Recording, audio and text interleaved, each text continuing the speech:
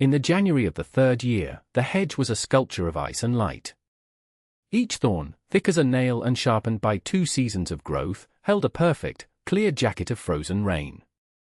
The interlocking branches, woven one into the next with a patience that bordered on madness, formed a lattice of impossible intricacy, a wall of winter lace 5 feet thick and taller than a man on horseback. When the low sun struck it in the mornings, it threw a fractured, prismatic glare across the snow, a barricade of diamonds. It held the silence. It broke the wind. The snow that fell piled in a great, soft rampart against its outer face, but inside its perimeter, in the lee of its protection, the ground was scoured almost clean, the drifts no more than ankle deep.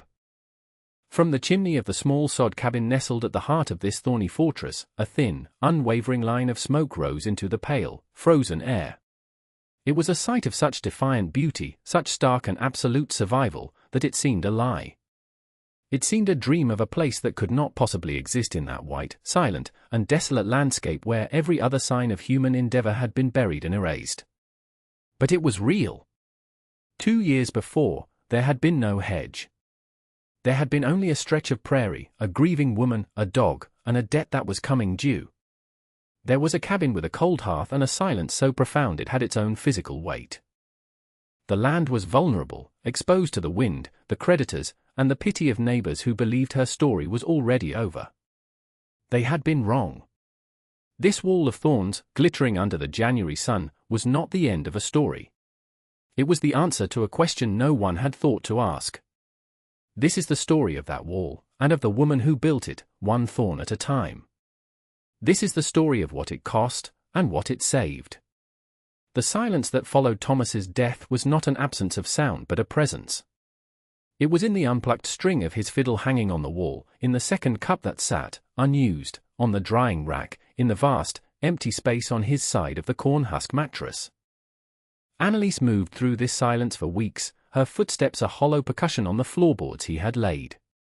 Her dog, Copper, a golden retriever with eyes the color of old honey, rarely left her side, his body a warm, solid weight against her legs, a living anchor in the drifting emptiness of her days. The grief was a physical thing, a cold stone in her chest, but beneath it was something else, something colder and sharper, fear. The land, this quarter section of stubborn Nebraska dirt, had been Thomas's dream, not hers. She had followed him here, into the vastness, because her love for him was greater than her fear of the horizon. Now, he was part of the land, buried under a lone cottonwood tree, and the horizon was all she had left. Mr. Finch, the man who held the note on their property, did not wait a respectable month. He came in the 3rd week, his buggy wheels grinding on the gravel path. He was a man made of dry, practical angles, his voice as thin and rustling as corn husks in autumn. He removed his hat, his gaze sweeping over the cabin, the untended field, the lone figure of Anneliese on the porch. "A tragedy, Mrs. Keene." "A profound tragedy," he said, the word smooth and practiced. "Your husband was a good man." A dreamer, perhaps he let the word hang in the air. "The bank in town, they are not sentimental. You understand. The note comes due in the spring." Anneliese said nothing. She watched a hawk circle in the high, indifferent blue. "I could take it off your hands," Finch continued, his tone softening into a parody of kindness. "Settle the debt myself. Give you enough to get a ticket back east, to your people." He was offering her an escape that felt like a cage. That night, unable to bear the echoing quiet of the cabin, she finally opened the small wooden chest where Thomas kept his papers. Inside, beneath the deed and the bill of sale for their plough, was a journal bound in worn leather. His handwriting filled the pages, neat and precise. It was full of sketches, calculations, and notes. And on the last 10 pages, a plan. It was titled, "The Living Fence." A bastion against the wind. He had drawn it from every angle, a dense, impenetrable hedge of Osage orange, Maclura pomifera, to surround their entire homestead. He had researched it obsessively, noting its growth rate, its resistance to drought, its thorns that could turn cattle. Not a fence, he had written in the margin, a wall. A fortress of life. It was a mad, beautiful, impractical dream. It was the last thing he had left her. Anneliese closed the journal, the leather cool against her fingers. The silence in the cabin had not lessened, but its character had changed. It was no longer empty. It was waiting. Her letter to the nurseryman in Missouri was brief and contained no hint of the desperation that fueled it. It listed the quantity of Osage orange saplings required to enclose a 2-acre plot, a double row, staggered. It asked for the price, including transport, and the earliest date of delivery. She sold her mother's silver locket, the last piece of her old life, to pay for the postage. The reply came 6 weeks later, carried by a circuit rider. The cost was staggering, more than she had, but not impossible. The nurseryman, a Mr. Abernathy, noted at the bottom of the invoice, an ambitious project for a single man, madam. Godspeed, she did not correct him. To raise the money, she began selling off the things they would not have sold. The spare plough. 2 of their 3 milk cows. Half of the seed grain intended for spring planting. Each transaction was a small death, a dismantling of the future they had planned. Her nearest neighbor, Samuel, a man whose face was a roadmap of disappointments, watched her from his own property line. He saw the cattle being led away, the wagon leaving with their plough. He saw her digging the trench. She started in the late fall, before the ground froze, a long, shallow scar in the earth, marking the perimeter of her future wall. The work was brutal. The prairie sod was a tangled mat of roots that fought the spade. Her hands, accustomed to kneading dough and mending clothes, blistered on the first day. By the end of the week, the blisters had broken, and the raw skin beneath bled. She would come inside at dusk, her back a single, solid ache, and collapse onto the floor, too tired to eat, while Copper licked the dirt and salt from her raw palms.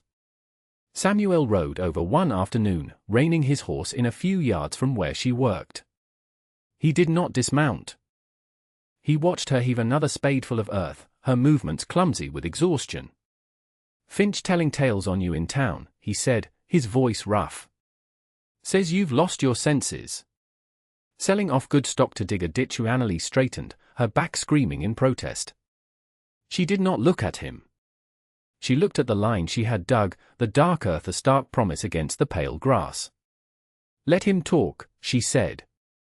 Samuel grunted, a sound of derisive pity.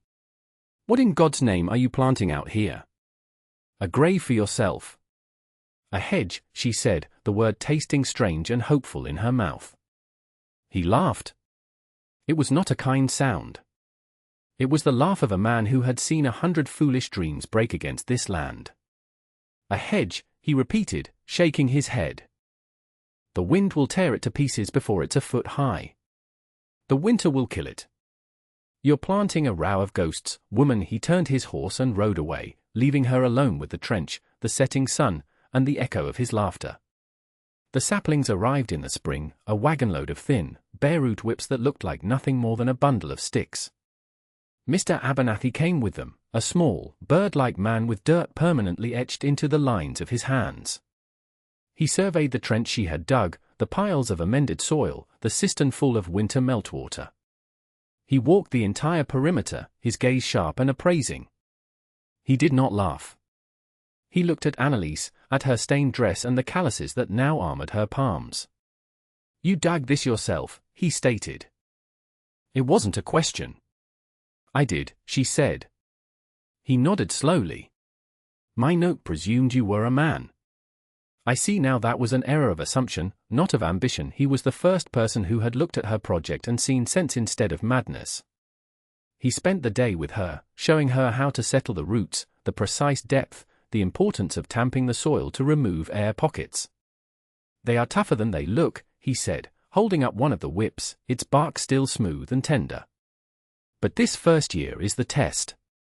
They will put all their energy into their roots, seeking water.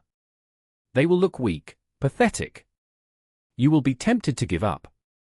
Do not." He showed her the nascent thorns, tiny green spikes at the leaf nodes. "This is their nature," he said, his voice holding a quiet respect. "They do not apologize for it." Before he left, he gave her a pair of thick leather gauntlets. "You will need these. Next year, when you begin to weave them." He looked from her to the horizon and back again. "People will tell you it cannot be done. What they mean is that they would not do it. The summer was a long, silent battle. The sun beat down, baking the earth into a cracked plate. The saplings wilted in the heat. Annalise hauled water, bucket by bucket, from the cistern to the long, thirsty rows. She weeded, on her hands and knees, pulling out the tenacious prairie grasses that sought to choke the life from her hedge. By August, the hedge was a thin, wavering line of green, barely a foot high. It looked fragile, absurd, a child's drawing of a fence. The laughter from town had faded to a kind of pitying silence. They no longer thought she was mad, they thought she was tragic. It was then that Beatrice arrived. Thomas's sister came on the afternoon stage, unannounced, a whirlwind of black taffeta and anxious grief. She saw the state of the homestead, the fallow fields, the pathetic green twigs that passed for a fence. She saw Annalise's rough hands and sun-darkened face. "What are you doing?" Beatrice cried, her voice thin with horror. "This is no life. This is a penance. Mr. Finch made a generous offer. Sell it, Annalise. Come home with me. This place killed my brother. Don't let it kill you too. This place is all I have left of him," Annalise said, her voice quiet. "You have memories," Beatrice countered, her own eyes filling with tears. "You don't have to live inside one." Beatrice stayed for a week, a tense and miserable visitation. She tried to clean the cabin, to impose her own sense of order on Annalise's Spartan existence, scrubbing away the faint, lingering scent of Thomas that still clung to his clothes. She cooked elaborate meals that Annalise, exhausted from her work, had no appetite for. They spoke past each other, their shared grief a chasm between them rather than a bridge. Beatrice saw a woman clinging to a ghost, punishing herself in the dirt. Annalise saw a woman who could not understand that the labor was not a punishment, it was the only thing holding her together. "He was my brother," Beatrice said one evening, her voice breaking. "I have a right to be concerned for his legacy. This is his legacy," Annalise replied, gesturing out the window at the thin line of green. "A row of sticks?" "His legacy was meant to be a family, a prosperous farm. Not this obsession." She lowered her voice. "Finch says the note is ironclad. He can take it all in the spring. You're laboring for nothing. You are building a fence on land that will not be yours." "Then I will have built a fence," Annalise said simply. The statement was so devoid of argument, so absolute in its finality, that Beatrice had no reply. She left 2 days later, her face a mask of sorrow and frustration. Her final words on the porch were a plea. "Please, Annalise. Don't let your pride be the end of you." After she was gone, the silence she left behind was a relief. The summer wore on, hot and dry. Finch's buggy became a more frequent sight on the road, a slow, predatory passage. He did not stop, but his presence was a constant, low-grade threat. Annalise felt her own resolve fraying. The hedge grew so slowly, its progress measured in single inches. Some days, she would stand and look at the vast, open land and feel the sheer folly of her task, the absurd ambition of trying to tame such a space with a handful of twigs. One morning, she found a small sack on her doorstep. It was unmarked. Inside was 20 pounds of fine white flour, more than she had seen in months. She looked out across the prairie, but there was no one, only the wind moving through the grass. She knew it could not have been Samuel. He traded in scorn, not charity. It was a mystery, a small, inexplicable kindness in the overwhelming loneliness. Days later, she was in the small general store in town, buying salt, when she saw Mrs. Finch. The banker's wife was a quiet, faded woman who rarely spoke. As Annalise paid for her purchase, Mrs. Finch was at the counter beside her, buying a length of ribbon. Their eyes met for a fraction of a second. In that glance, Annalise saw a flicker of something, complicity, perhaps, or a shared understanding. Mrs. Finch gave a tiny, almost imperceptible nod before turning away. The flower was not a mystery any longer. It was an alliance. The second year, the hedge found its anger. The saplings, having spent a full season driving their roots deep into the prairie soil, now turned their attention upward. They thickened, their bark roughening, and the thorns grew from soft green spikes into hard, woody daggers. By midsummer, the hedge was a dense, tangled thicket nearly 4 feet high. It was time to weave it. The work was different now. It was not the brute, aching labor of digging, but a kind of violent negotiation. Following the instructions in Thomas's journal and the advice from Mr. Abernathy, Annalise began forcing the living branches together. She would bend a supple cane from one plant and thread it through the branches of its neighbors, locking them into a living lattice. The hedge fought back. The thorns, now fully hardened, tore at her clothes and her skin. The leather gauntlets Mr. Abernathy had given her were scarred and punctured within a week. She learned to move with a slow, deliberate grace, to anticipate the lash of a freed branch, to use her weight to persuade the wood to bend to her will. Her hands and arms were a constant geography of new scratches and old scars. Some cuts were deep, beading with blood that she would wipe away on her sleeve, her focus unbroken. She was no longer just tending the hedge, she was training it, teaching it how to be a wall. Samuel watched her from his property. He no longer laughed. He would sit on his porch in the evenings, a pipe in his hand, and simply watch as she moved along the line of thorns, a solitary, focused figure against the setting sun. The hedge was no longer a joke. It was a strange and formidable thing, a dark green rampart rising from the earth. One afternoon, she came back from the well to find a new pair of gloves resting on a fence post near her cabin. They were made of thick, oiled horsehide, stitched with heavy waxed thread, the kind of gloves a man who handled barbed wire would wear. There was no note.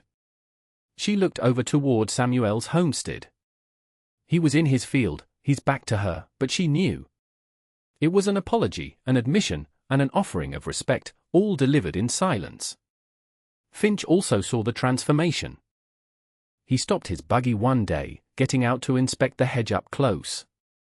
He touched one of the thorns with a tentative finger, then drew it back sharply. He looked at the dense, interwoven structure. An impressive amount of work, he said, his voice stripped of its earlier condescension. A monument to stubbornness. But the bank doesn't offer credit for monuments, Mrs. Keene. The date is the date. I'm aware of the date, Annalise said, her hands bleeding inside her new gloves. He looked from her to the hedge and back again, a flicker of something unreadable in his eyes. It was not just calculation. It was a kind of grudging wonder, mingled with disbelief.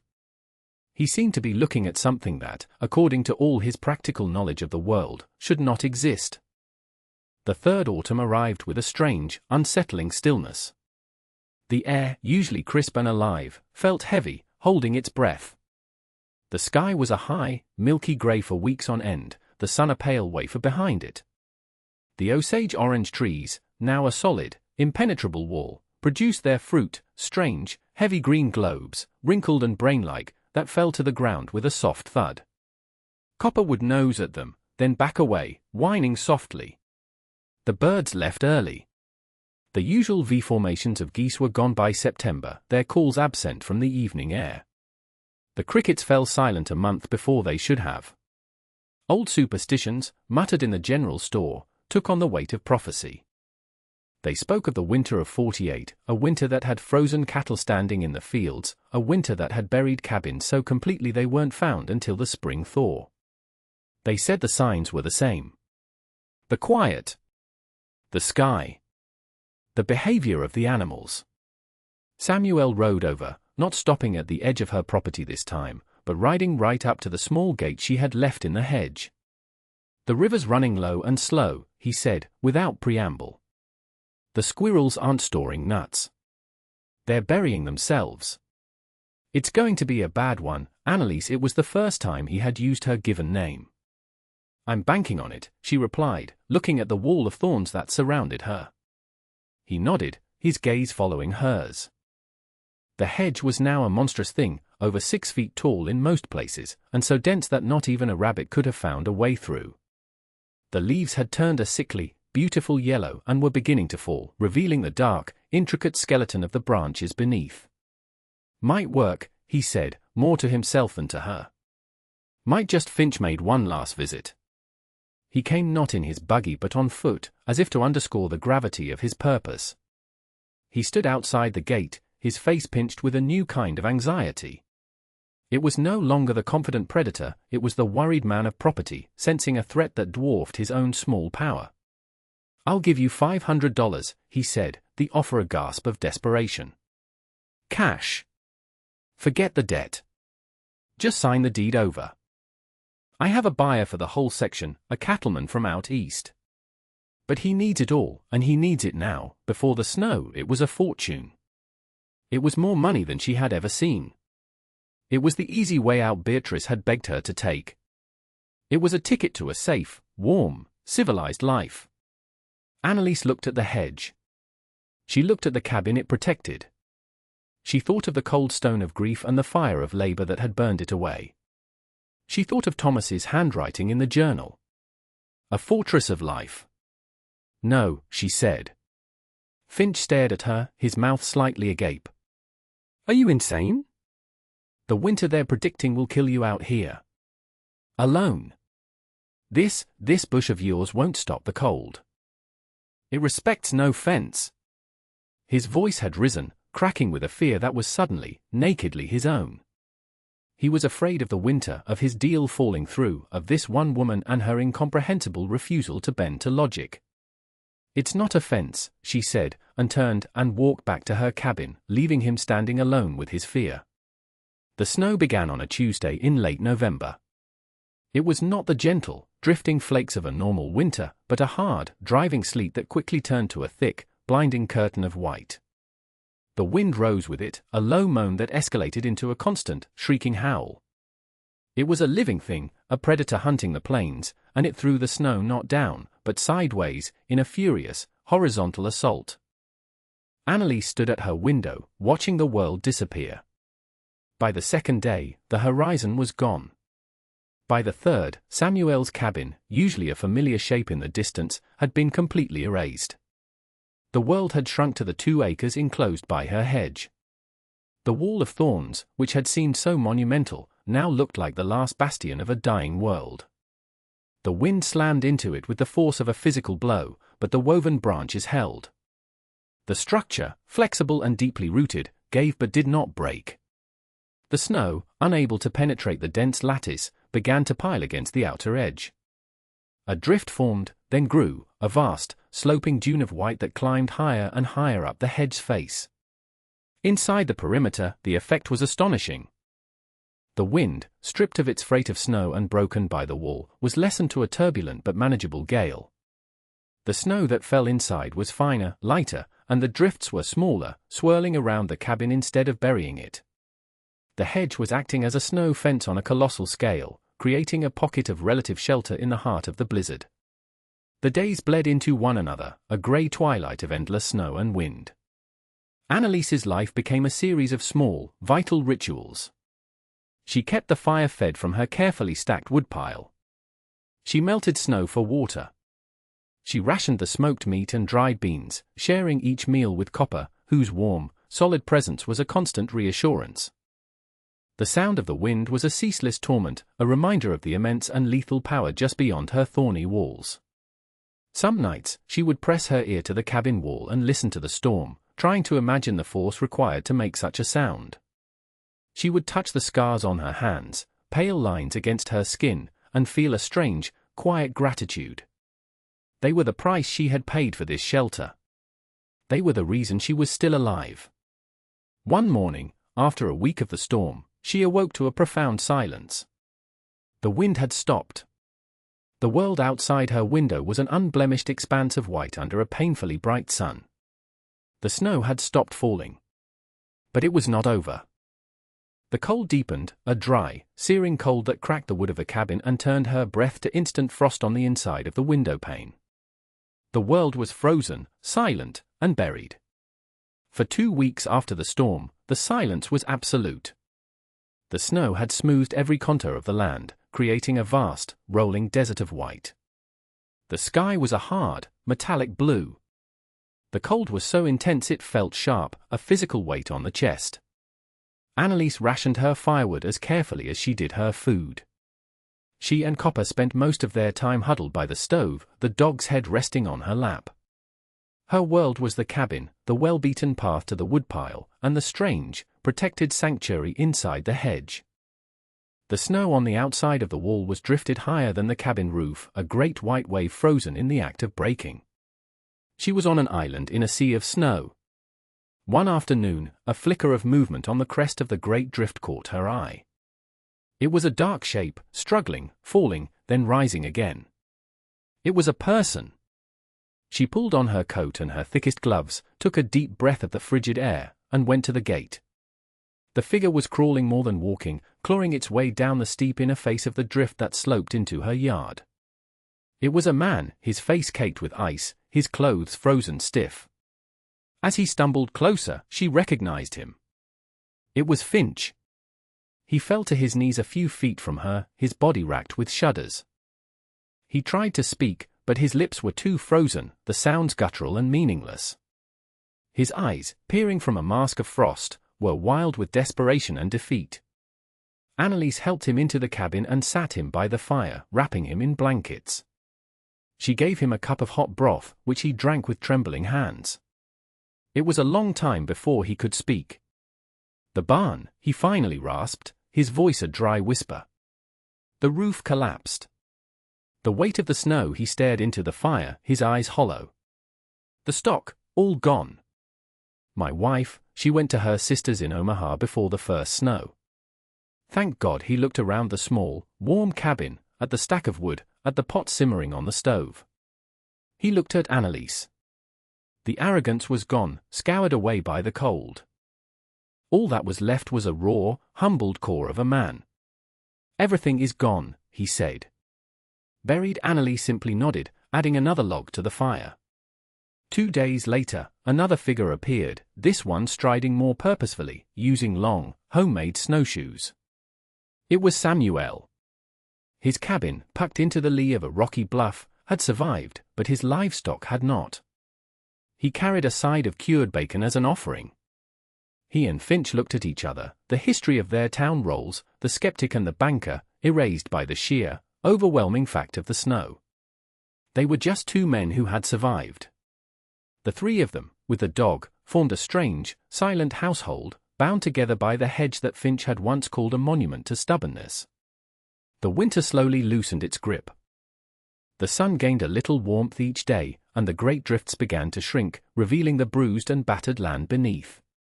Finch and Samuel stayed for another month, the three of them sharing the work and the dwindling supplies. They spoke little, but a new kind of understanding grew in the quiet. Finch, stripped of his authority, learned the rhythms of physical labor, chopping wood and hauling water. Samuel, his cynicism frozen out of him, became a source of quiet, practical strength. When the thaw finally came in earnest and a path could be cleared, they left. Finch was headed for Omaha to find his wife, a man remade by loss. "I will not forget this, Mrs. Keene," he said, his voice heavy with an emotion she could not name. Samuel, returning to his own damaged homestead, only paused at the gate. "That's a hell of a hedge, Annalise," he said, and it was the highest praise he was capable of giving. Annalise was alone again, but the solitude felt different. It was not the hollow ache of grief but the quiet hum of self-possession.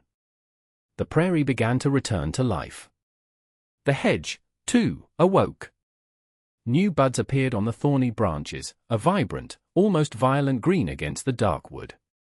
The wall had held. It had saved her. It had saved others. The story of the widow's hedge traveled through the scattered, recovering communities. It became a piece of local lore, a tale told to explain how one small cabin had weathered the deadliest winter in memory. That summer, as Annalise worked in the garden she had planted in the rich soil inside her fortress, she saw a wagon approaching. It was a family, their faces gaunt, their possessions meager. A young woman, not much older than Annalise had been when she'd first arrived, walked ahead of the wagon, her eyes fixed on the hedge. She stopped at the gate, her gaze taking in the dense, living wall, the secure cabin, the smoke rising from the chimney. It was a look Annalise recognized. It was the awe of a survivor staring at a miracle. Annalise put down her trowel, wiped her hands on her apron, hands that were no longer soft, hands that were mapped with the fine, pale lines of old scars, and walked toward the gate. She looked at the young woman, whose name she would learn was Lena, and saw the same fear and exhausted hope she herself had once felt. She saw the same question in her eyes: how does one survive here? The head stood behind her, a testament in leaf and thorn. The inherited dream was now a living reality. The cycle was complete, and yet, it was just beginning. Annalise had become the mentor. She opened the gate. "Welcome," she said.